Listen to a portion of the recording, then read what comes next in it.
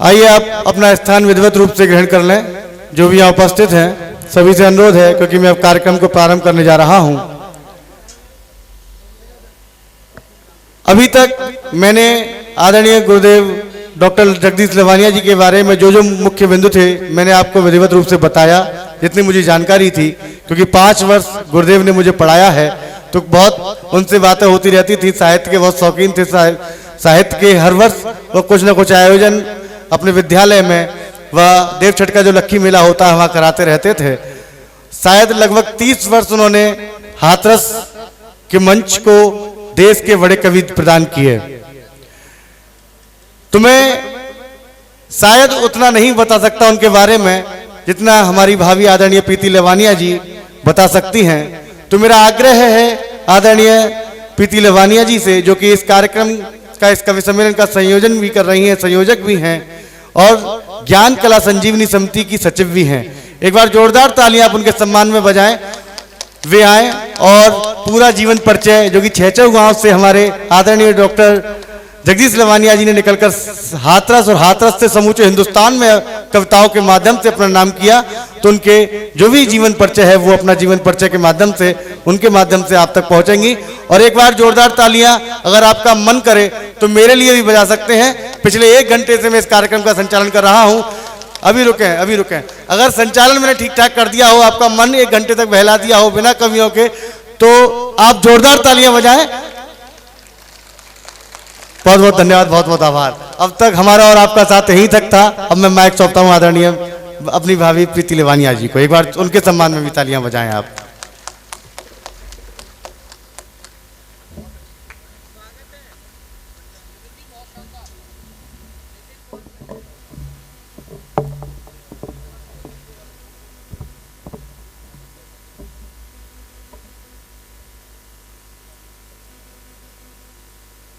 सर्वप्रथम मां सरस्वती को प्रणाम करते हुए इस पावन भूमि पर नगला बाबा को नमन करते हुए, अपने परम पूजनीय ससुर जी को नमन करते हुए एवं अपने परम पूज्य ससुर जी के बड़ी पुत्र वधू मैं डॉक्टर प्रीति लवानिया मंच पर आसीन काव्य मंच के सितारों का अभिवादन करती हूँ। मैं यहाँ उपस्थित परम श्रद्धेय जनों को प्रणाम करते हुए समस्त जनमानस का भी अभिवादन करती हूँ। हर कार्यक्रम की एक परंपरा होती है। किसी भी कार्यक्रम को करने से पहले माँ सरस्वती जी से आशीर्वाद लिया जाता है, और खासकर जब साहित्य का कार्यक्रम हो, काव्य मंच हो, फिर तो माँ सरस्वती के आशीर्वाद के बिना हम एक पग भी आगे नहीं बढ़ सकते। इसी परंपरा का निर्वहन करते हुए मैं अपनी वाणी को आगे बढ़ाती हूँ और आज इस अखिल भारतीय कवि सम्मेलन को, जो कि मेरे परम पूज्य ससुर जी की द्वितीय पुण्यतिथि पर उनकी ही जन्म स्थली में आयोजित किया जा रहा है, इस कार्यक्रम के उद्घाटन के लिए मैं अपनी सासू माँ जी से निवेदन करती हूँ कि वे मंच पर आएं और इस कार्यक्रम का विधिवत तरीके से उद्घाटन करें। माँ सरस्वती माँ से आशीर्वाद मांगे ताकि हम उनके बच्चे इस कार्यक्रम को आगे बढ़ा सकें।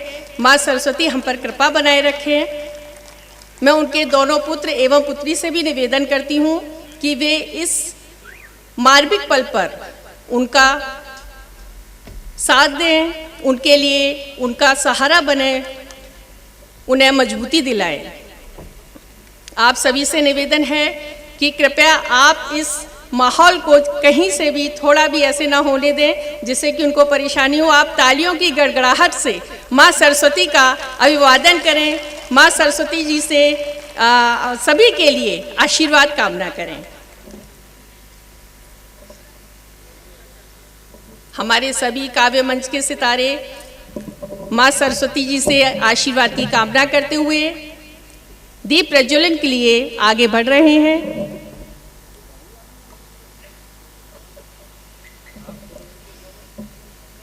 माँ सरस्वती के समक्ष दीप प्रज्वलन के बाद परम पूज्य ससुर जी को पुष्पांजलि अर्पित की जाएगी।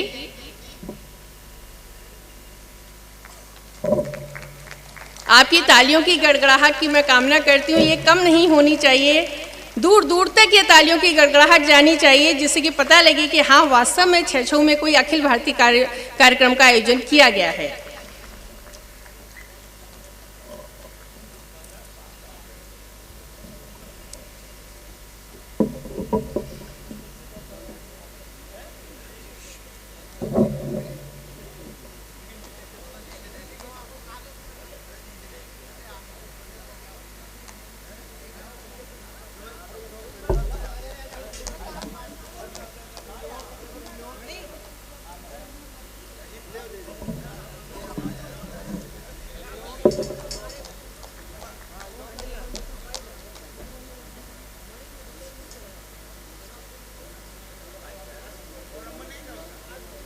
ये हमारे परिवार के लिए एक बहुत ही मार्मिक पल है कि आज हम अपने परम पूज्य ससुर जी को श्रद्धांजलि अर्पित कर रहे हैं, और हमारे लिए गर्व का विषय भी है कि आज हम अपने पूरे परिवार के साथ यहाँ इस छेछऊ भूमि पर सभी पूरे परिवार के साथ उपस्थित हैं। हमारा पूरा परिवार, पूरा लवानिया परिवार आज यहाँ उपस्थित है, और अपने ससुर जी के समक्ष मुझे गर्व होता है कि मैं इस परिवार की पुत्रवधू हूँ।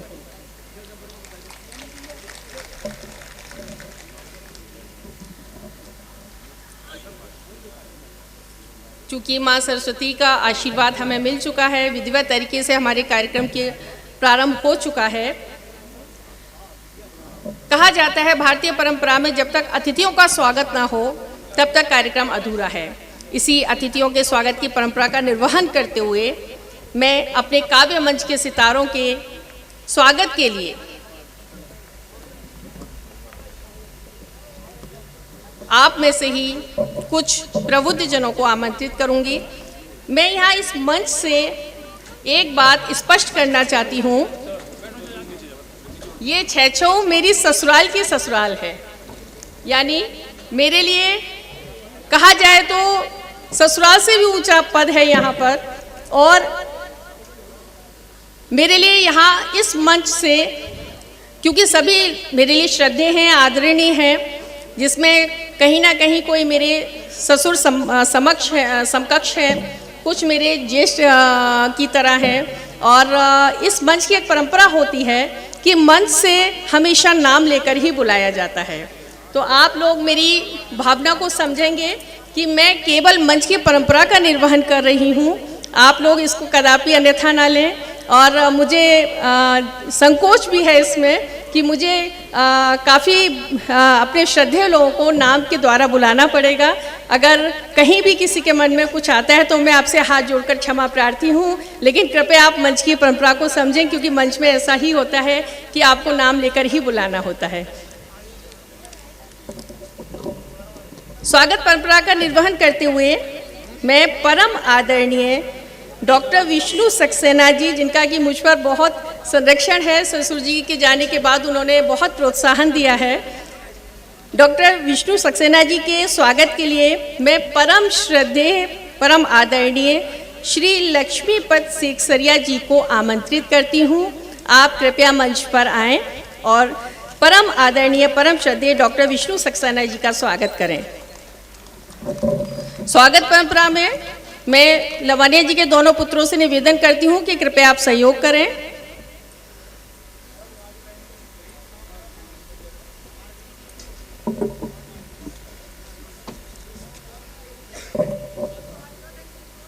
आपसे निवेदन है, स्वागत के समय आपकी तालियों की गड़गड़ाहट लगातार उसी तरह से रहनी चाहिए। हमारे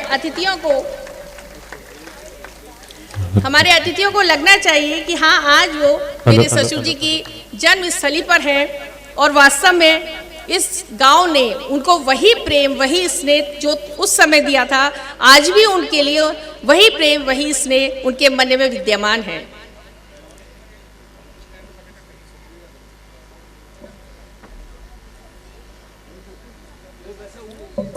परम आदरणीय दिनेश रघुवंशी जी के स्वागत के लिए मैं छेछऊ के पूर्व प्रधान श्री लक्ष्मण सिंह जी को आमंत्रित करती हूँ। कृपया आप मंच पर आएं और परम आदरणीय दिनेश रघुवंशी जी का स्वागत करें।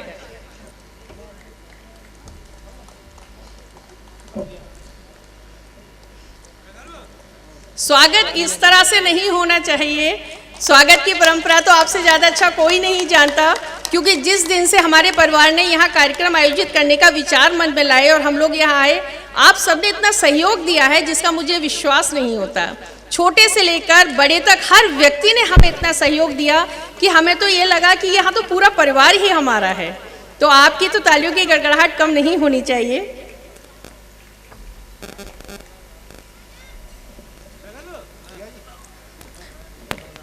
परम आदरणीय डॉक्टर सरिता शर्मा जी के स्वागत के लिए मैं डॉक्टर ज्योत्सना शर्मा जी को आमंत्रित करती हूँ, वे मंच पर आएं और परम आदरणीय डॉक्टर सरिता शर्मा जी का स्वागत करें। अरे भाई साहब किधर हैं? डॉक्टर सुरेश चंद्र लवानिया जी दिख नहीं रहे, जरा इधर आ जाएं।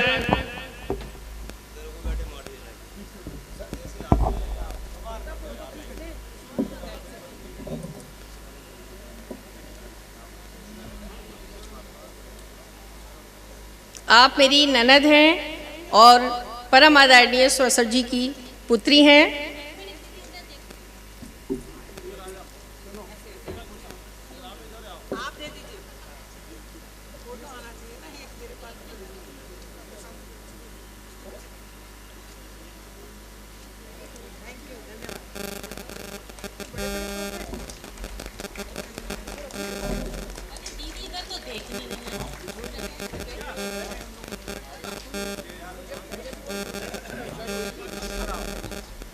परम आदरणीय मनवीर मधुर जी के स्वागत के लिए मैं ललित लवानिया जी को आमंत्रित करती हूँ।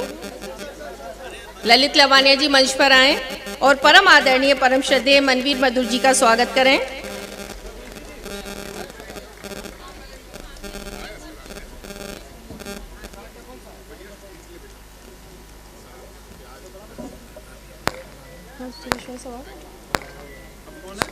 सुरेश भाई साहब थर्ड नंबर पे कौन है? अब उनका सुनहरी लाल तो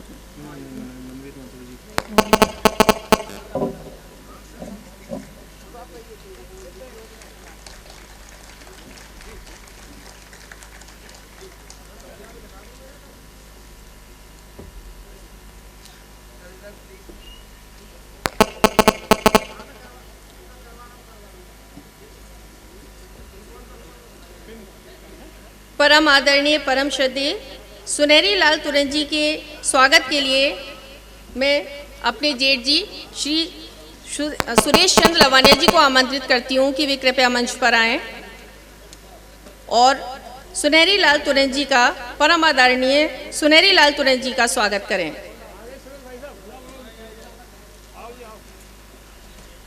तालियों की गड़गड़ाहट आपकी कम नहीं होनी चाहिए। हमारा युवा वर्ग यहाँ मुझे बहुत दिखाई दे रहा है, कम से कम आपसे मैं अपेक्षा कर सकती हूँ।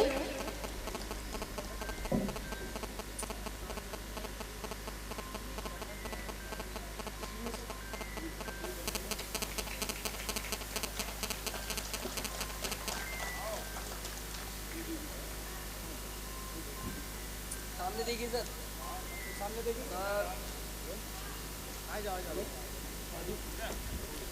परम आदरणीय ममता शर्मा जी के स्वागत के लिए मैं श्रीमती अदिति लवानिया को आमंत्रित करती हूँ। आप मेरी देवरानी हैं। श्रीमती अदिति लवानिया मंच पर आएं। परम आदरणीय ममता शर्मा जी का स्वागत करें। वो स्वागत ही क्या जिसमें तालियों की गड़गड़ाहट ना हो। असली स्वागत तो जब ही होता है जब तालियों की गड़गड़ाहट उस गूंज के साथ आपके सारे आसपास के क्षेत्र को गुंजायमान कर देती है, तब पता चलता है कि वास्तव में इस गांव में कोई स्वागत हुआ था।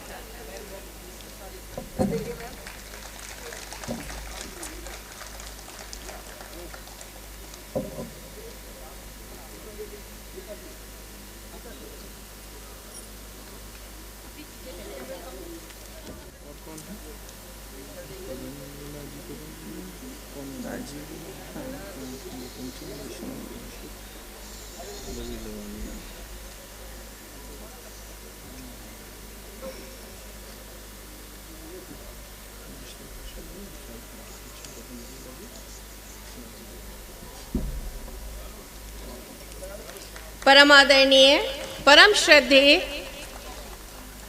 पदम अलवेला जी के स्वागत के लिए मैं अपने जेठ जी श्री राजीव लवानिया जी को आमंत्रित करती हूँ। कृपया आप मंच पर आएं और परम आदरणीय पदम अलवेला जी का स्वागत करें।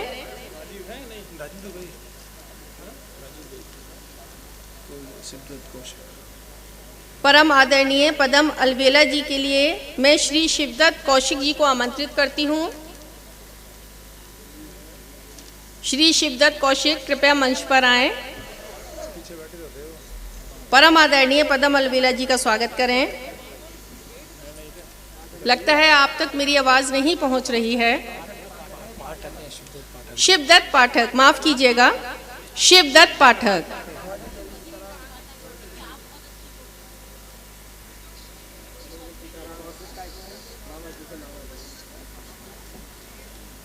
परम आदरणीय परम श्रद्धेय पदम अलवेला जी के स्वागत के लिए श्री शिवदत्त पाठक जी पधार रहे हैं मंच पर।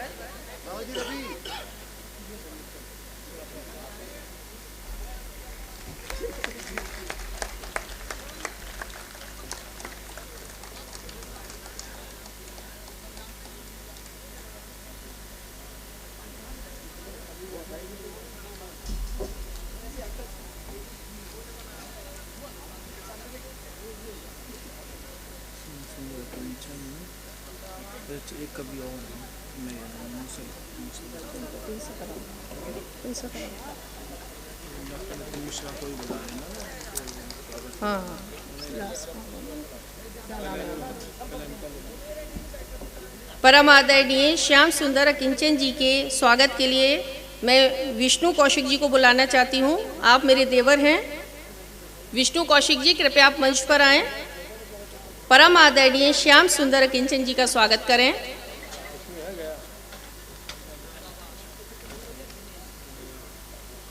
विष्णु कौशिक कृपया आप मंच पर आएं।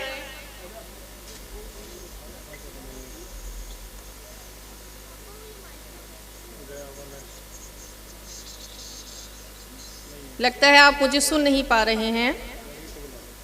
परम आदरणीय श्याम सुंदर अकिंचन जी के स्वागत के लिए मैं रवि लवानिया को बुलाना चाहती हूँ। रवि लवानिया आप मंच पर आएं। रवि लवानिया आप मंच पर आएं। आप मेरे जेठौत हैं, मेरे बेटे हैं।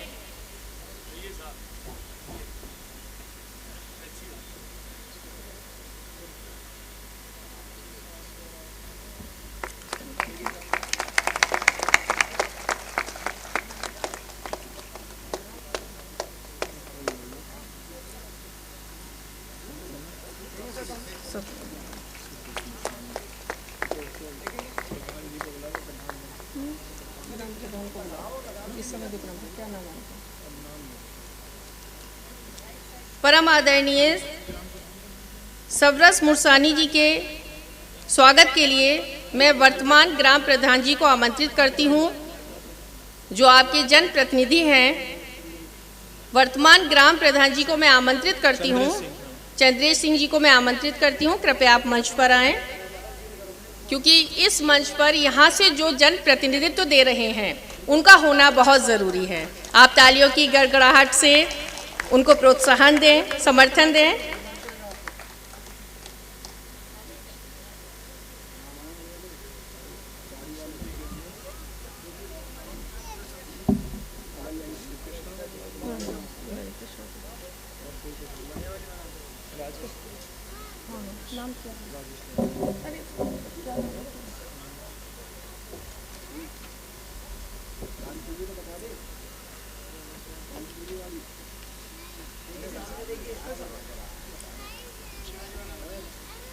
मधुकर मूसा।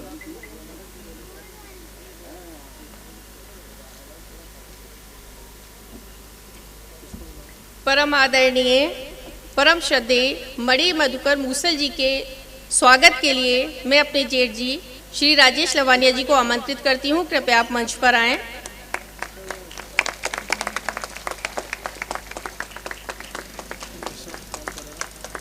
आपका एक परिचय वैसे आप सभी जानते हैं, लेकिन मैं अपने काव्य मंच के सितारों को भी आपसे अवगत कराना चाहती हूँ कि आपने देश की सीमा पर काफ़ी सेवाएं दी हैं अपनी, और आपने देश के लिए काफ़ी समय, काफ़ी जीवन अपना दिया है, और हमेशा आप देश के लिए लगन के साथ लगे रहे। आज भी आपकी छवि में हम कहीं ना कहीं देश सेवा को, आपके कर्तव्यों में, आपके विचारों में देश सेवा को आज भी देखते हैं। आपके लिए एक बार इस बात पर जोरदार तालियां होनी चाहिए।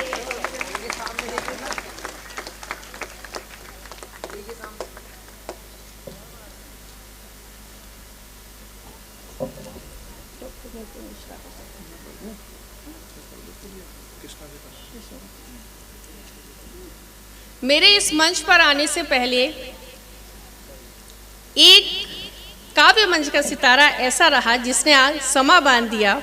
लगा था कि कवि सम्मेलन शुरू ही हो गया। मैं खुद वहां बैठकर सामने काव्य धारा में बहने लगी। फिर मुझे याद आया कि अभी तो काव्य पाठ शुरू ही नहीं हुआ और इस तरह का समय बन चुका है। लग रहा है जैसे कि काव्य मंच के सितारे अपने स्थान को ग्रहण कर चुके हैं, और ऐसी धारा बहने लगी थी कि हम वास्तव में मंत्रमुग्ध हो गए थे। अगर ऐसा माहौल पैदा हो जाए तो आप समझिए कि काव्य मंच पर उस व्यक्ति की उपस्थिति कितनी वंदनीय होती है। मैं नितिन मिश्रा जी को आमंत्रित करती हूँ कि आपकी वाणी में वो मंत्रमुग्धता है कि वास्तव में आप हर व्यक्ति को इस तरह बांध देते हैं कि कुछ सोचने का अवसर ही नहीं रहता। डॉक्टर नितिन मिश्रा, कृपया आप मंच पर आएं, और आपके स्वागत के लिए मैं अपने पुत्र शाश्वत लवानिया जी को आमंत्रित करती हूँ। साथ में मैं रुद्राक्ष लवानिया जो छोटे बेटे हैं, और तीसरा बेटा मेरा संस्कार लवानिया,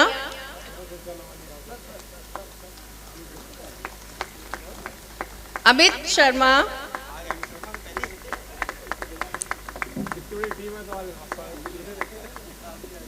क्योंकि इन बच्चों ने आपको जब सुना तो मुझसे कहा कि भैया बहुत अच्छा बोलते हैं। बच्चे बहुत ज़्यादा नहीं समझ पा रहे थे, लेकिन जितना भी सुना बच्चों को लगा कि उन्होंने काव्य को समझा है।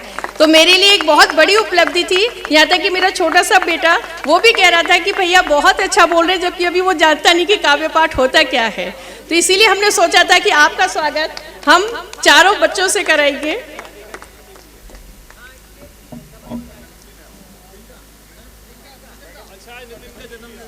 बहुत ही अच्छा अवसर है कि आज नितिन मिश्रा का जन्मदिन भी है। आपको बहुत ढेर सारी शुभकामनाएं, बहुत बहुत आशीर्वाद आपके लिए।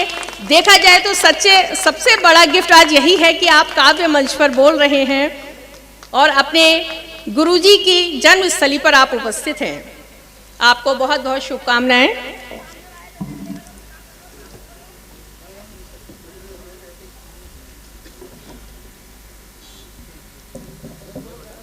स्वागत परंपरा पूरी होने के बाद कार्यक्रम अब आगे बढ़ रहा है।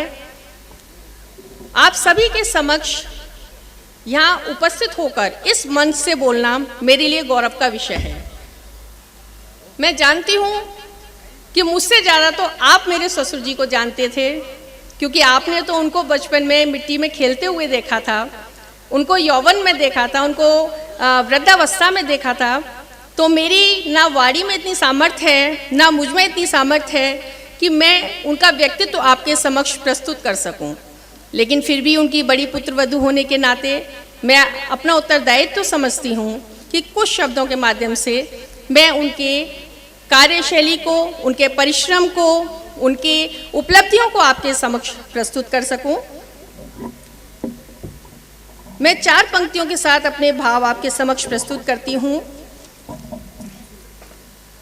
जिस प्रकार भवन निर्माण के लिए पाया जरूरी होता है, जिस प्रकार भवन निर्माण के लिए पाया जरूरी होता है, सुंदर दिखने के लिए काया जरूरी होती है।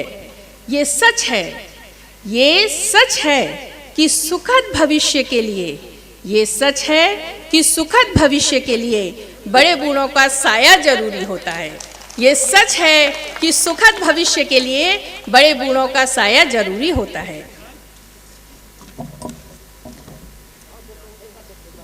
तनाव भरे जीवन में लोगों के चेहरे पर मुस्कान लाना कठिन कार्य होता है और इस पुण्य कार्य को मेरे ससुर जी ने बखूबी निभाया।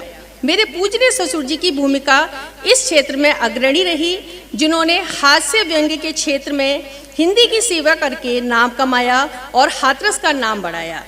10 जुलाई 1945 को अलीगढ़ जिले के छैचौ गांव में जन्मे कवि डॉक्टर लवानिया जी का वर्ष 1971 से हाथरस नगर में स्थायी निवास रहा और छैचौ जहां उनकी जन्मस्थली रही, वहीं हाथरस उनकी कर्मस्थली रही। शिक्षक पद पर अपने कर्तव्यों को पूरी निष्ठा एवं ईमानदारी से निभाते हुए जब 1971 में कवियों के लिए उर्वरा रही हाथरस नगरी में जब आप आए तो आपके अंदर भी कविता का बीज अंकुरित हो गया, जो पुष्पित पल्लवित होता चला गया। आपकी रचनाओं में हिंदी की बोली और ब्रज क्षेत्र की आंचलिक भाषा ब्रज भाषा का काफी समावेश रहा। आपने हिंदी काव्य मंचों पर अपनी महत्वपूर्ण उपस्थिति दर्ज कराई और अपने आप को हास्य व्यंग्यकार के रूप में स्थापित किया। आप हाथरस के लखी मेला श्री दाऊजी महाराज के अखिल भारतीय कवि सम्मेलन के कई बार संयोजक रहे। आपने लेखन के क्षेत्र में भी काफी नाम कमाया। मैं नमन करती हूँ कि इस भूमि को जिसने ऐसे लाल को जन्म दिया जो बहुमुखी प्रतिभा के धनी थे और हर जगह छैचौ गांव का नाम एवं मान बढ़ाया। उस जमाने में जब आने जाने के साधन भी यहाँ उपलब्ध नहीं थे, तब आपने यहाँ अपनी शिक्षा को विधिवत जारी रखा एवं हाथरस पहुंचकर उच्च शिक्षा प्राप्त कर शिक्षक पद को सुशोभित किया। आपने अपनी रचनाओं एवं लेखनी के दम पर अनेक पुरस्कार और सम्मान भी प्राप्त किए। कई वर्षों तक मथुरा एवं दिल्ली से आकाशवाणी से दमदार प्रस्तुतियां भी दी। आपको उत्तर प्रदेश हिंदी संस्थान से वर्ष 1987 में श्रीधर पाठक पुरस्कार प्रदान किया गया। भारत सरकार के गृह मंत्रालय ने वर्ष 1994 में पंडित गोविंद बल्लभ पंत पुरस्कार से सम्मानित किया। 1990 में उत्तर प्रदेश हिंदी विधा के अंतर्गत अनुशंसा पुरस्कार प्रदान किया गया। वर्ष 2001 में उत्तर प्रदेश हिंदी संस्थान के ही पंडित राम नरेश त्रिपाठी पुरस्कार से आपको नवाजा गया। वर्ष 2001 में ब्रज लोक निधि संस्थान वृंदावन के मेघ श्याम स्मृति सम्मान एवं 2008 में राजस्थान के अनुराग सेवा संस्थान के अनुराग साहित्य सम्मान से आपको अलंकृत किया गया। वर्ष 2010 में विश्वम्भरा साहित्य पीठ सूकर क्षेत्र सोरों से राष्ट्र भारती सम्मान से आपको सम्मानित किया गया। राजस्थान के साहित्यिक मंडल नाथ द्वारा ने आपको ब्रजभाषा विभूषण की उपाधि से विभूषित किया। आपके द्वारा लेखन की अनेक कृतियां प्रकाशित की गईं, जिनमें नाथ गायन परंपरा, ब्रजरस, ब्रज बांसुरी, प्लास्टिक अपशिष्ट प्रबंधन, भारतीय पुलिस संगठन एवं प्रशिक्षण, भारतीय पुलिस एक सर्वेक्षण, भारतीय पुलिस अतीत एवं संप्रति समाज प्रमुख रहे। आपने कृतियों का संपादन भी किया। इसमें पंचायतन आपकी अपनी ही संपादित त्रैमासिक पत्रिका है। लोक साहित्य एवं सामाजिक कार्य के क्षेत्र में अग्रणी संस्था एवं आज जिस संस्था के तत्वाधान में ये अखिल भारतीय अखिल भारतीय काव्य सम्मेलन आयोजित हो रहा है, ज्ञान कला संजीवनी समिति, ये भी आपके द्वारा ही सृजित संस्था है और आपके अथक प्रयासों से सृजित संस्था बनी है। आपके विराट व्यक्तित्व को आप सभी के समक्ष पूरी तरह बताना, और वो भी इतने कम समय में, क्योंकि कार्यक्रम हमारा लंबा है, काव्य मंच के सितारे पधार चुके हैं, तो इतने कम समय में आपके विराट व्यक्तित्व को प्रस्तुत करना मेरे लिए संभव नहीं है। लेकिन मैंने फिर भी संक्षेप में फर्श से अर्श तक के आपके सफ़र को आपके समक्ष रखने का एक छोटा सा प्रयास किया है। आपके ब्रज भाषा के क्षेत्र में अमूल्य योगदान को हमेशा याद किया जाएगा। अपनी वाणी को विराम देने से पहले मैं एक जो चीज़ मैंने इस परिवार में आने के बाद महसूस की, आपके समक्ष यहाँ प्रस्तुत करना जरूरी समझती हूँ। ये एक बहुत बड़ी बात है कि आज छैचौ में खड़े होकर इस मंच से, जहाँ अभी भी पर्दा प्रथा है, मैं इस मंच से बोल रही हूँ। अगर ये हिम्मत, ये साहस और इसके लिए समाज से आगे निकलकर अगर किसी ने योगदान दिया तो वो मेरे परम पूज्य ससुर जी थे। परम पूज्य ससुर जी ने मुझे बहू कम बेटी ज़्यादा माना। उन्होंने मेरी योग्यताओं को, मेरी सामर्थ्य को कहीं भी कम नहीं आका। उन्होंने मेरे लिए वही उड़ान दी जो उन्होंने अपनी बेटी को दी थी। मैं उनके इस योगदान को, ये उनका, मैं ये नहीं कहूँगी कि ये योगदान है, ये शब्द गलत है। मैं ये कहूँगी कि मैं इतनी सौभाग्यशाली हूँ कि मैंने पापा जैसे व्यक्तित्व को अपने ससुर के रूप में प्राप्त किया। उनका मेरे जीवन में अमूल्य योगदान है। मैं आपको इस जन्मस्थली से शत नमन करती हूँ। अपनी वाणी को विराम देने से पहले मैं अपने मिस्टर लवानिया जी को आमंत्रित करना चाहती हूँ कि वे मंच पर आएं और आप पूजनीय पिताजी के लिए कुछ अपने भाव व्यक्त करना चाहते हैं। लवानिया जी, आप मंच पर आएं और जो भाव आप व्यक्त करना चाहते हैं, आप कृपया मंच से अपनी बात को अपने जनमानस तक पहुंचाने का कष्ट करें। लवानिया जी।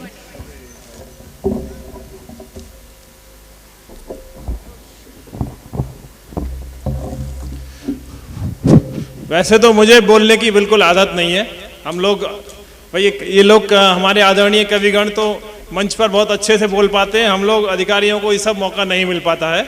फिर भी मैं सर्वप्रथम यहाँ के मेरे पूज्य नगरा बाबा को सादर प्रणाम करते हुए अपने पूज्य पिताजी और अपने पूर्वज की धरती को सादर नमन करता हूँ।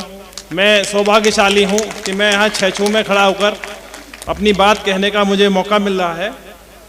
मैं यहाँ बैठे हुए पिताजी के साथ के समस्त आदरणीय बुजुर्गों को सादर नमन करता हूँ, सादर प्रणाम करता हूँ। मंच पर बैठे हुए सभी आदरणीय कविगण जिन्होंने मेरे पिताजी के साथ, पूज्य पिताजी के साथ मंच साझा किया था, उन सबको भी सादर अभिवादन करता हूँ। यहाँ बैठे हुए सभी जनमानस को सादर प्रणाम करता हूँ। मैं बहुत कम शब्द बोलूँगा, बहुत ज़्यादा नहीं बोल पाऊँगा। मेरा सोचना यह है कि सभी को बड़े सपने देखने चाहिए। मेरे फादर ने भी इस अंचल छोटे से ग्रामीण परिवेश में जन्म लिया और बड़े बड़े सपने देखे और वो कहाँ से कहाँ पहुँच गए। मेरा सबसे यही कहना है कि हम लोग बड़े सपने देखें, ये न सोचें कि हम लोग कहाँ जन्म लिए हैं, किस परिवेश में रहते हैं। क्योंकि मैं खुद भी ठेठ देहाती परिवेश में पला बड़ा हुआ हूँ। मेरा ऐसा नहीं है कि हम लोग, तो सबसे मेरा कहना यह है कि अपने जो ग्रामीण परिवेश में जहाँ आप रहते हैं उस पर फक्र करें, उस पर भरोसा करें। क्योंकि ऐसा होता है कि अक्सर आदमी ये हीन भावना से शिकार हो जाता है कि हम लोग ग्रामीण परिवेश में रहते हैं, यहाँ हम बहुत ज़्यादा कुछ नहीं कर पाएंगे। ऐसा नहीं है। यहीं से निकल कर के लोग आगे जाते हैं। जो लोग, क्योंकि हम लोगों के सबके मूल में हम लोग सब ग्रामीण परिवेश के ही हैं। कोई व्यक्ति, किसी व्यक्ति को अपनी जड़ों से नहीं छोड़ना, जड़ों को नहीं छोड़ना चाहिए। जो लोग जड़ों को पकड़े रहते हैं वो हमेशा आगे रहते हैं और समाज उनके फल की प्रशंसा को करता है कि आपने क्या किया है। और हमेशा अपने बुजुर्गों से, अपने बड़ों से आशीर्वाद लेने में कभी नहीं चूकना चाहिए। इसका मैंने बहुत सुखद परिणाम महसूस किया है कि बड़ों का मुझे आशीर्वाद हमेशा मिला और मैं हमेशा उनके आशीर्वाद से फलता फूलता रहा। मैं अपनी सभ्यता, जो संस्कृति है, हम कितने भी आधुनिक हो जाएं, लेकिन अपनी परंपराओं को हम कभी ना भूलें, क्योंकि यही हमें आगे बढ़ाती हैं। माता या पिता ये हमारे लिए संबंध जरूर होते हैं, लेकिन वास्तव में ये सब भाव प्रधान चीजें हैं। जैसे माता के गर्भ से बच्चा जन्म लेता है, इसी तरह पिता की आत्मा से बच्चे का जन्म होता है, इसलिए उसको आत्मज कहा जाता है या आत्मजा कहा जाता है। तो मैं अपने पिताजी को जो मैंने महसूस किया, एक आप लोग सब जानते होंगे, एक आलोक श्रीवास्तव एक कवि हुए हैं, उनकी एक कविता 6-7 लाइनें थी, मुझे वो पसंद बहुत आती थी। और वो कविता ऐसी थी कि मैं जब उन्हें पढ़ता था लगता था कि मेरे पिता के लिए है। हो सकता है आप जब सुनेंगे उस कविता को तो आपको लगेगा कि वो हमारे पिता के लिए कही जा रही है। तो मैं इसमें मेरा कोई नहीं है, वो आलोक श्रीवास्तव जी की कविता है 6 लाइन 8 लाइन की, मैं आपको वो सुना रहा हूँ। वो मेरे भाव हैं, भले वो बात उनकी है लेकिन भाव मेरे हैं। घर की बुनियादें दीवारें बाम और दर थे बाबूजी, घर की बुनियादें दीवारें बाम और दर थे बाबूजी, सबको बांधे रखने वाला खास हुनर थे बाबूजी। घर की बुनियादें दीवारें बाम और दर थे बाबूजी, सबको बांधे रखने वाला खास हुनर थे बाबूजी। उनकी ही आवाज हमें सुबह जगाया करती थी। बहुत अच्छे से पता है। उनकी ही आवाज हमें सुबह जगाया करती थी। सारे घर का अनुशासन क्या, सारा घर थे बाबूजी। भीतर से खालिश जज्बाती, भीतर से खालिश जज्बाती और ऊपर से ठेठ पिता। भीतर से खालिश जज्बाती और ऊपर से ठेठ पिता। अलग अनूठा और अनबूझा सा एक तेवर थे बाबूजी। अलग अनूठा और अनबूझा सा एक तेवर थे बाबूजी। 3 मोहल्लों में उनकी जैसी कद काठी का कोई न था। 3 मोहल्लों में उनकी जैसी कद काठी का कोई न था। अच्छे खासे ऊंचे पूरे कद्दावर थे बाबूजी। कभी बड़ा सा हाथ खर्च, कभी हथेली की सूजन। कभी बड़ा सा हाथ खर्च थे, कभी हथेली की सूजन। मेरे मन का आधा साहस आधा डर थे बाबूजी। मेरे मन का आधा साहस आधा डर थे बाबूजी। मैं पता नहीं क्या ऐसे मेरे पूज्य पिताजी ने सिखाया या उनके संस्कार थे, मेरे माता ने जो सिखाया, तो मुझे ऐसा लगता है कि जो कुछ हम लोग आज जीवन में कर रहे हैं, ईश्वर के साथ साथ हमारे बुजुर्गों का आशीर्वाद है। उनकी दुआओं के बिना हम लोग एक कदम आगे नहीं चल सकते। मैं ये मेरे मन में एक भाव आया था। इसी क्रम में मैं यहाँ के जो इस गांव के जो 10 या 12 जो लोग पूज्य बुजुर्ग हैं मेरे, उनका मैं सम्मान करना चाहता हूँ मंच पे बुला करके। जो सबसे बुजुर्ग व्यक्ति हैं, तो मैं उनके, मुझे नाम बताए थे कुछ लोगों ने, मैं उनका नाम लेके बुला रहा हूँ। कृपया वो लोग मंच पे आएँ और मुझे आशीर्वाद प्रदान करें। ये श्री कुंवर बलवीर सिंह जी हैं। इसमें श्री कुंवर बलवीर सिंह जी हैं, फतेह सिंह जी हैं, श्री बलवीर सिंह सन ऑफ रघुवीर सिंह जी हैं, श्री दिगंबर सिंह जी हैं, श्री सुखराम जी हैं, श्री गोधन सिंह जी हैं, श्री लल्लू प्रधान जी हैं, श्री रघुवीर सिंह फौजदार हैं, श्री प्रेमपाल जी हैं, ये श्री लीला मास्टर हैं। इन्होंने जो है मेरे पिताजी को पढ़ाया था। अगर वो आ गए हों तो मुझे बड़ा आशीर्वाद मिलेगा उनके रहने से यहाँ। श्री चंद्रपाल पंडित जी हैं, पंडित जमुना प्रसाद जी हैं, और कौन है, श्रीनिवास पंडित जी हैं, और है? ये लास्ट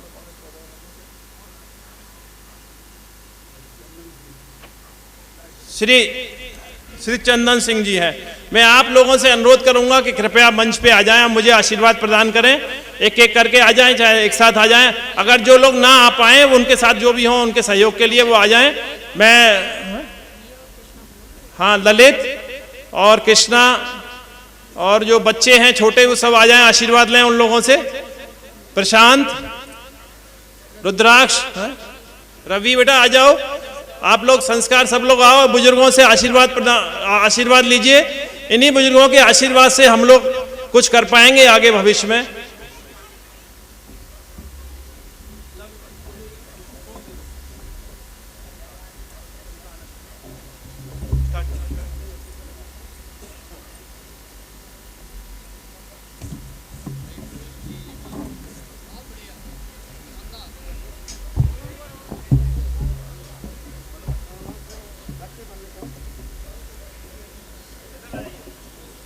हमारे परिवार के लिए ये बड़े ही गर्व का विषय है और गौरव का समय है कि हम अपने परम पूज्य ससुर जी के सहपाठी रहे, या उनसे उम्र में बड़े हैं, या उनके गुरु रहे। आशीष लवानिया आप आए बेटा, आप मंच पर आए, सभी बुजुर्गों से आशीर्वाद लें। लवानिया परिवार के जो भी बच्चे हैं सब मंच पर आ जाएं। बहुत ही गर्व का विषय है हमारे लिए। आपकी तालियों की गड़गड़ाहट इस बार कम नहीं होनी चाहिए। मैं आपसे अपेक्षा करती हूँ, ये हमारे लिए भावपूर्ण और हमेशा अविस्मरणीय समय है। इसको हम कभी नहीं भुला पाएंगे, क्योंकि कहीं ना कहीं हमें ये लग रहा है कि हमारे परम पूज्य ससुर जी हम सभी को आशीर्वाद दे रहे हैं, और आप में हम अपने पिताजी को देख रहे हैं।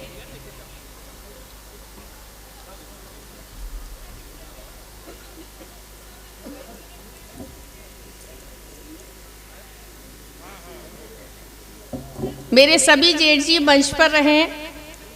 आपका दिशा निर्देश हमारे लिए अमूल्य है। आपके दिशा निर्देश से ही हमने ये सारा कार्य किया है।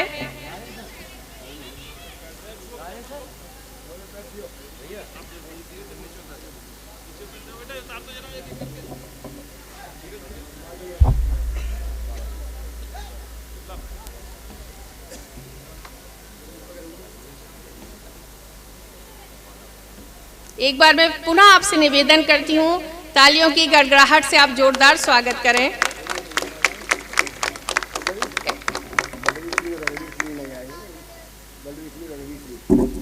श्री बलबीर सिंह जी और श्री रघुवीर सिंह जी, आप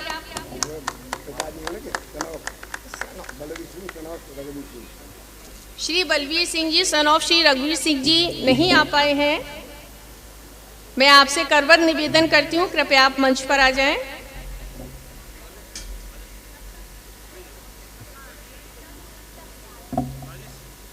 संस्कार लवानिया, आप कार्यक्रम पर ध्यान दें और सभी बुजुर्गों से आशीर्वाद लें।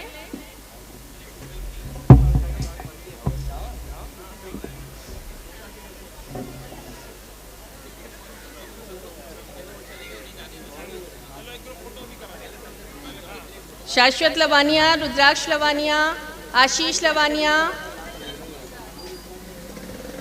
प्रशांत लवानिया, सभी बुजुर्गों से आशीर्वाद लें। अमित शर्मा, ईश्वर को किसी ने नहीं देखा, कहते हैं ईश्वर को किसने देखा है। विशेषतः आज का युवा वर्ग यही पूछता है, ईश्वर कहाँ है, कौन है, किसने देखा है। जब मैं अपने मंदिर में भगवान को भोग लगाती हूँ तो बच्चे हमसे पूछते हैं कि माँ भगवान कहाँ भोग लगाने आते हैं। तब मैं उनको यही बताती हूँ कि बेटा भाव होता है, भाव से आप ईश्वर को प्राप्त कर सकते हैं, भाव से आप ईश्वर को भोग लगा सकते हैं, भाव से ही आप ईश्वर को सुला सकते हैं, विश्राम करा सकते हैं। हम भाव रूप में ही आज अपने ससुर जी का स्मरण कर रहे हैं और बुजुर्गों का जो आज हम सम्मान कर रहे हैं, अगर देखा जाए तो एक तरह से ईश्वर का सम्मान हो रहा है। ईश्वर को किसी ने नहीं देखा, लेकिन अगर देखा जाए तो ये बुजुर्ग ही ईश्वर हैं। अगर आपको ईश्वर को देखना है तो मेरा मानना तो यही है कि आप अपने माता पिता एवं अपने ससुर जी में और सासू माँ में ईश्वर को देख सकते हैं। आपको पता लगेगा कि ईश्वर का रूप वास्तव में ऐसा होता है।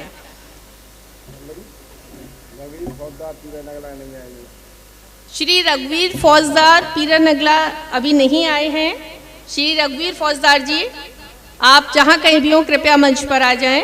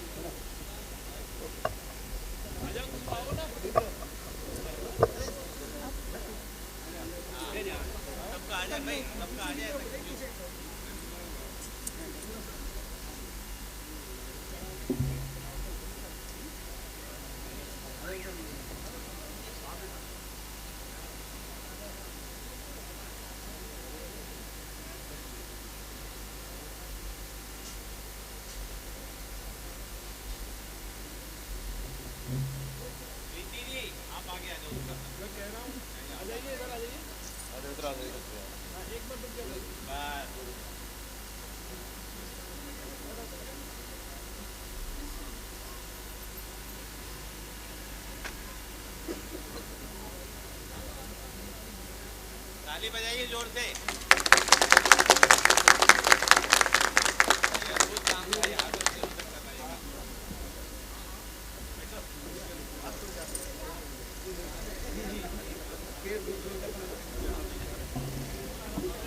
मैं मंच की परंपरा को आगे बढ़ाते हुए अब अधिक समय नहीं लूंगी, क्योंकि मुझे पता है यहाँ का जनमानस हमारे जिन काव्य मंच के सितारों को सुनने के लिए एकत्रित हुआ है, हमें उसमें विलंब नहीं करना चाहिए। अविलंब मैं इस कार्यक्रम की बागडोर परम आदरणीय श्री दिनेश रघुवंशी जी को सौंप रही हूँ। कृपया आप आएँ और आगे कार्यक्रम की बागडोर को संभालें।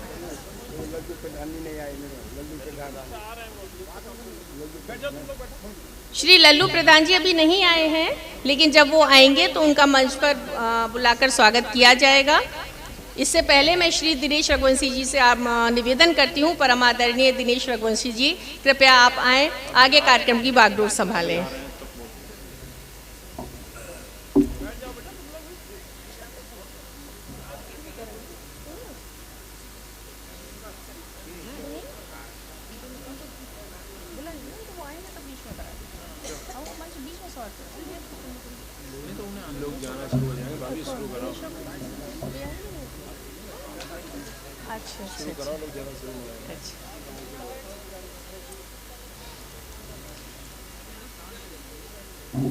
काव्य मंच के सितारे आज आपको यहाँ अलग अलग रूपों में कहीं ना कहीं किसी ना किसी भाव का दर्शन अवश्य कराएंगे।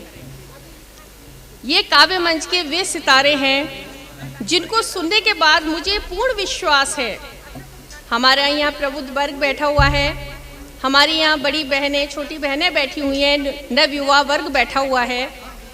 जब मेरा मानना ये है कि आज मेरे छोटे से बच्चे भी ये जानते हैं कि काव्य पाठ क्या है, तो आप सब तो प्रबुद्ध वर्ग हैं, समझदार हैं। मेरा मानना ये है कि आज इस काव्य मंच से जो धारा बहेगी वो कई सालों तक याद रखी जाएगी। और आप सभी से निवेदन है कि आप पूरे मनोयोग से आज इस काव्य पाठ का आनंद उठाएं। बिना किसी विलंब के मैं श्री दिनेश रघुवंशी जी को आमंत्रित करती हूँ, कृपया आप आएँ और आगे के कार्यक्रम की बागडोर संभालें।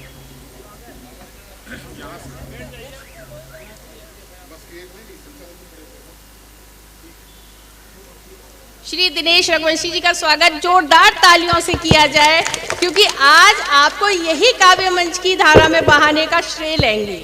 आज आप उनको इतना तालियों की गड़गड़ाहट से स्वागत करिए कि उनको लगे कि हाँ, आज हम किसी भूमि पर, एक ऐसे लाल की भूमि पर काव्य पाठ करने आए हैं जो खुद साहित्य के एक बहुत बड़े सितारे रहे थे। श्री दिनेश रघुवंशी जी।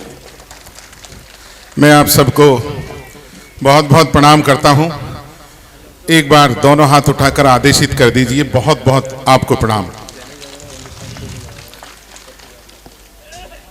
ये रोशनी थोड़ी सी कम हो जाए, थोड़ी इधर आ जाए, संभव हो तो। बहुत दिनों के बाद मैं किसी ग्रामीण अंचल में कविता पढ़ने के लिए आया हूं और शायद इस भाव को शब्द समेटने में कामयाब नहीं हो पा रहे।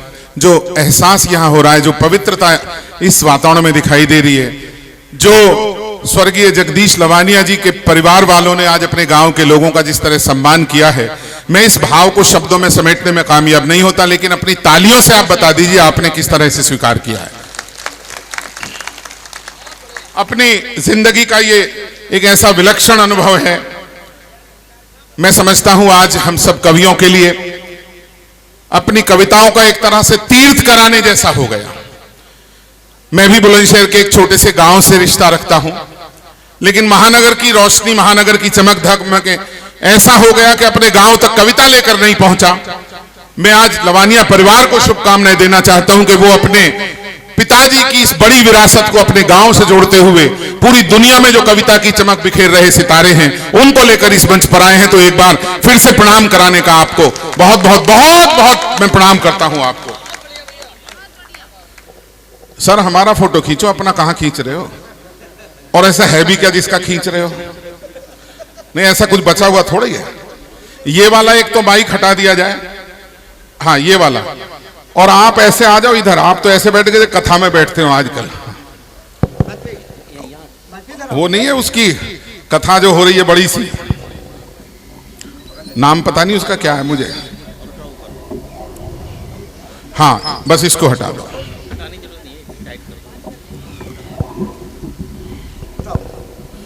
मंच के कवियों का छोटा सा परिचय देने का प्रयास करूंगा, एक परंपरा है। एक बार ठीक कर दे बेटा, बिल्कुल ठीक है, हाँ बिल्कुल ऐसा ही कर दे तू, जैसे 15 लाख का वादा से पहले था देश, हमें वही चाहिए बस। हमारे अच्छे दिन बहुत यही है। मां सरस्वती के मंच पर विराजित सबसे दाहिनी तरफ हिंदी कविता की एक ऐसी बेटी जो आगरा में रहती हैं, लेकिन ममता शर्मा पूरी दुनिया में कहीं भी जाती हैं तो हिंदी हास्य का परचम फहराती हुई जाती हैं। एक बार तालियां बजा दीजिए मां सरस्वती की लाडली साधिका को। हमारे बहुत सारे साथी हमें दिखाई दे रहे हैं पीछे खड़े हुए। यदि अनुरोध स्वीकार करें तो ये जो आगे स्थान है यदि इसे भर देंगे तो इस कवि सम्मेलन की खूबसूरती बढ़ जाएगी। मेरा अपना व्यक्तिगत अनुभव है। बिल्कुल जो पीछे खड़े हैं यदि आ सकते हो, यदि आ जाएं तो बहुत बहुत उनसे विनम्र अनुरोध है। इस कवि सम्मेलन को बहुत अच्छा कराने के लिए अनुरोध है। और बहुत जो पीछे खड़े हैं वो बहुत आराम के साथ आ जाइए, ये स्थान भर दीजिए। हाँ, बस ये 2 मिनट का समय दीदी और ले रहा हूं क्योंकि ये जरूरी है। और हम अभी मंच पर बैठे हुए डॉक्टर विष्णु सक्सेना ये कह रहे थे, दिनेश ये आज का कवि सम्मेलन नहीं, ये आज का कवि सम्मेलन ऐतिहासिक कवि सम्मेलन होने जा रहा है। वो पूरी दुनिया में जो हिंदी कविता का गौरव बढ़ाने वाले विष्णु सक्सेना, उन्होंने यदि ये वाक्य कहा हो तो एक बार थोड़ी सी तालियां दे दीजिए और बहुत बहुत मन के साथ में बहुत बहुत सबका धन्यवाद। आप यही फर्क है, ये बात शहर में कही जाती किसी से कि आप आगे आ जाइए तो शहर का आदमी इतने पे उठ के चला जाता। बस मैं ग्रामीण देवताओं को सभी को प्रणाम करता हूं। आ जाइए। कई लोग तो ऐसे बैठ गए जैसे पंगत में बैठे हो। अब ये लड्डू आने वाले हैं पंगत में थोड़ी देर में। बाबा बैठ जाओ कहीं भी। हाँ हाँ, आराम से यहां बैठो और इधर देखना, इधर उधर मत देखना जी। ममता जी के बराबर में देश का वो बड़ा नाम परम आदरणीय डॉक्टर सरिता शर्मा, जिन्हें उत्तर प्रदेश शासन ने राज्य मंत्री का दर्जा दिया, जिन्हें यश भारती सम्मान दिया और जो भारत से लेकर अमेरिका तक न जाने कितने देशों की अनगिनत यात्राएं करती हैं। मैं चाहता हूं एक बार वो खड़ी हो जाए अपने स्थान पर और डॉक्टर सरिता शर्मा जी का तालियों के साथ, जोरदार तालियों के साथ अभिनंदन हो। आज अखिल भारतीय कवि सम्मेलन में देश के उस लाडले कवि का अभिनंदन होना है जिसे पूरी दुनिया गीतों के राजकुमार के रूप में पहचानती है और जानती है। और मैं इस मिट्टी को, इस अंचल को शुभकामनाएं देना चाहता हूं क्योंकि यही बहुत निकट कही सिकंदरा राव इस मिट्टी से चलकर पूरी दुनिया में जिसने कविता का परचम फहराया हो, जिसके अनगिनत चाहने वाले हों और जिन्हें आज यहां पर डॉक्टर जगदीश लवानिया काव्य पुरस्कार से भी सम्मानित किया जाना है। तो मैं चाहता हूं एक बार विष्णु सक्सेना जी का सम्मान जोरदार तालियों। उनके ठीक बराबर में मां सरस्वती का एक ऐसा लाडला साधक जो कान्हा की नगरी मथुरा, वो भी बहुत निकट है यहां से, लेकिन उस नगरी से चला तो देश की ओजस्वी धारा को इस शिखर तक लेकर गया कि भारत से लेकर न जाने कितने कितने देशों तक उसे सुनने के लिए बुलाया जाने लगा। ऐसा हम सबका लाडला, बहुत ही लाडला मनवीर मधुर। चाहता हूं एक बार जोरदार। ये तमाम लोग आपके घरों में कई कई चैनलों से आ चुके हैं, इसलिए बहुत ज्यादा परिचय नहीं दे रहा, उनके शब्द देंगे।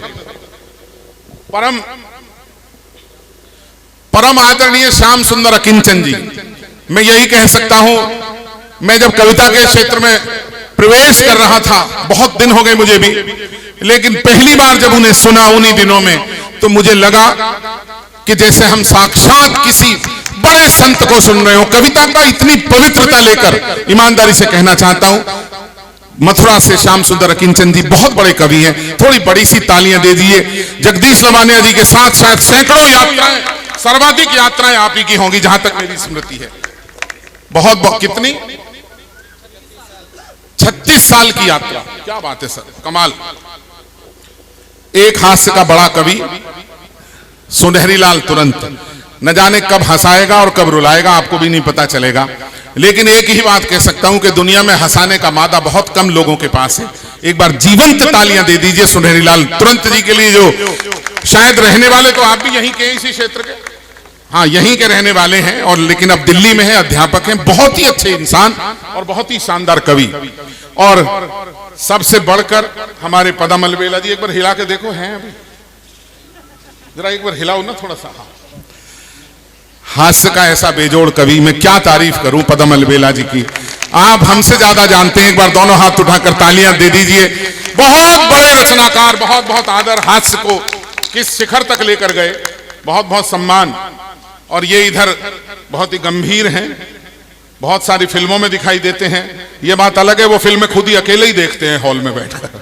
कितनी बनाई है सबरस भैया, फिल्में तो बहुत, 3 फिल्में बनाई हैं, कलाकार भी हैं, चित्रकार भी हैं, कवि भी हैं, एक्टर भी हैं। मैं चाहता हूं एक बार इस मुरसान क्षेत्र को दुनिया में एक बड़ी पहचान दिलाने वाले सबरस मुरसानी जी को जोरदार तालियों से अभिनंदित करें। एक ऐसा रचनाकार जो विरासत में कविता लेकर चला, वो कवि आज इस मंच पर हैं और उनके पूज्य पिताश्री के साथ हमें भी कविता पढ़ने का मौका बहुत बार मिला। डॉक्टर जगदीश लवानिया जी के साथ भी वो बहुत जाते थे, उनके पिताजी। उस वंश परंपरा को काव्य में आगे लेकर जाने का काम जिस कवि ने किया, वो मणि मधुकर आज इस मंच पर है। मैं चाहता हूं तालियां थोड़ी सी अतिरिक्त मिल जाए। बहुत बहुत सम्मान आपका। और मैं फरीदाबाद में रहता हूं, ऐसे बुलंदशहर का रहने वाला हूं, गांव खैरपुर मेरा है। मैं गांव पर जरूर आज कुछ सुनाऊंगा और आपकी अनुमति हो तो 4 पंक्तियां सुनाना चाहता हूं। मंच साथ दे दे, मैं 4 पंक्ति अपने गांव की सुनाना चाहता हूं, सुन लीजिएगा। कि मशीनी जिंदगी शहरों की हमको मुंह चिढ़ाती है। मुझे उम्मीद है मेरी आवाज आखिरी व्यक्ति तक पहुंच रही होगी। मशीनी जिंदगी शहरों की हमको मुंह चिढ़ाती है, ना ये हंसकर सुलाती है, ना ये हंसकर जगाती है। हमारे गांव के छोटे से घर के लंबे आंगन में सुबह जब धूप आती है तो वो भी मुस्कुराती है। कितने दिनों में आज आकर कितना सुखद एहसास हो रहा है इस क्षेत्र में आकर। सबसे बढ़कर डॉक्टर प्रीति लवानिया जब यहां से बोल रही थी, उन्होंने जिस तरह से डॉक्टर जगदीश लवानिया के व्यक्तित्व और कृतित्व के बारे में बोला, सारे परिवार को जिस तरह बोला, मुझे लगता है किसी व्यक्ति के जीवन में कामयाबी और नाकामयाबी का यदि कहीं कोई पैमाना होता है तो ये होता है उसके बच्चे किस राह पर हैं। और पूरे गर्व के साथ कह सकता हूं, इस मिट्टी ने वो कोहिनूर जन्मा जिसने अपने परिवार को एकता के सूत्र में पिरोते हुए राष्ट्र की प्रमुख धारा में शामिल कराया। मैं चाहता हूं एक बार सभी लोग डॉक्टर जगदीश लवानिया की इस वंश परंपरा के तमाम जितने भी यहां पुष्प हैं उन सब के लिए तालियां बजाएं, ताकि वो समाज में अपनी बड़ी जगह बनाएं, ताकि वो अपने पिता की इस याद को अक्षुण्ण रखते हुए प्रत्येक वर्ष यहां एक भव्य आयोजन करें। बहुत बहुत शुभकामनाएं सबको देता हूं। मां सरस्वती के चरणों में 4 पंक्तियों से नमन करता हूं बिना किसी देरी के, क्योंकि कवि सम्मेलन का समय हो चुका है। मैं केवल 4 पंक्ति देना चाहता हूं, सुन लीजिए। न जाने कब कहां कैसे वो भावों को जगाती है, वो मन दर्पण में कविता के सुमन खुद ही खिलाती है। भला इंसान की हस्ती ही क्या है, वो लिखे कुछ भी, वही गीता रचाती है, वही मानस रचाती है। आइए उस जगत जननी को नमन करें। कितना अच्छा है। मैं लाल किले पे हर साल कविताएं पढ़ता हूं। ये मंच के कई कवि ऐसे हैं जो लाल किला निरंतर जाते हैं। मैं एक ही बात कह सकता हूं, आज इस क्षेत्र में आकर आप लोगों के बीच आकर ऐसा महसूस हो रहा है जैसे लाल किला तो कुछ भी नहीं है, असली लाल किला तो आज आए हैं हम लोग। आपकी चापलूसी करिए, मैंने थोड़ी तालियां बजा दो, थोड़ा मुस्कुराते हुए। समझ में नहीं आ रही हो? आइए, मैं चाहता हूं मां की आराधना हो और मां की वरद पुत्री डॉक्टर सरिता शर्मा जी का आह्वान करता हूं, वो आए, मां के चरणों में काव्यांजलि करें। कवि सम्मेलन शुरू होता है। आपकी बस एक बार वो तालियां अब तक जो ना आई हो, सबके हाथ हवाओं में लहराते हुए जोरदार।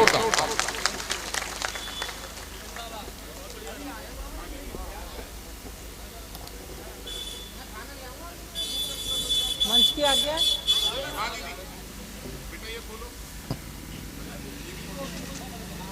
सबसे पहले शब्द की अधिष्ठात्री मां वागीश्वरी के चरणों में प्रणाम कर रही हूं। यहां कविता सुनने के लिए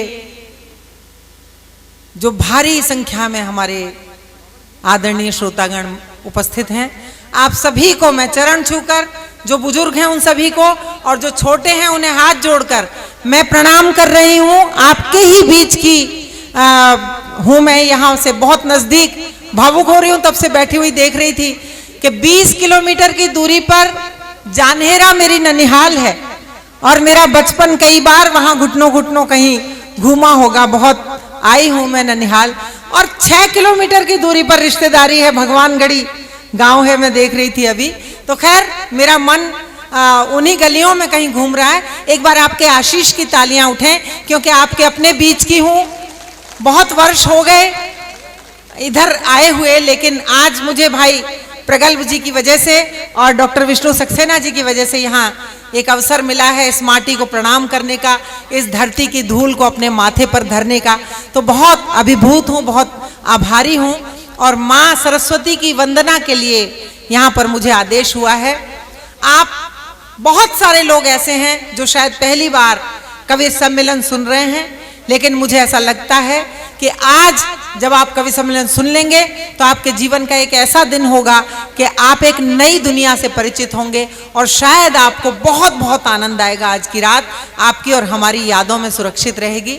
माँ के वंदन के लिए आदेशित हूं तो एक गीत पढ़ती हूं माँ की वंदना का, सुनिएगा। सुर संधान तुम्ही, गीत विधान तुम्ही,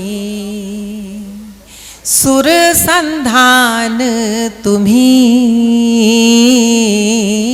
क्या बात है? गीत विधान बहुत अच्छे दीदी। तुम्ही, शुद्ध बुद्धि की तुम ही प्रदाता, शुद्ध बुद्धि की तुम ही प्रदाता, नूतन ज्ञान तुम्ही, बहुत अच्छे दीदी, कमाल। सुर संधान तुम्ही, गीत विधान तुम्ही, अक्षर अक्षर दीप जलाकर, अक्षर अक्षर दीप जलाकर, शब्द शब्द के सुमन सजाकर, द्वार खड़ी हूँ लिए आरती, मैं तुम्हारी क्या बात है? जन्मों की चाकर, दो वरदान तुम्ही, बहुत अच्छे दीदी, बहुत अच्छे। सुर संधान तुम्ही,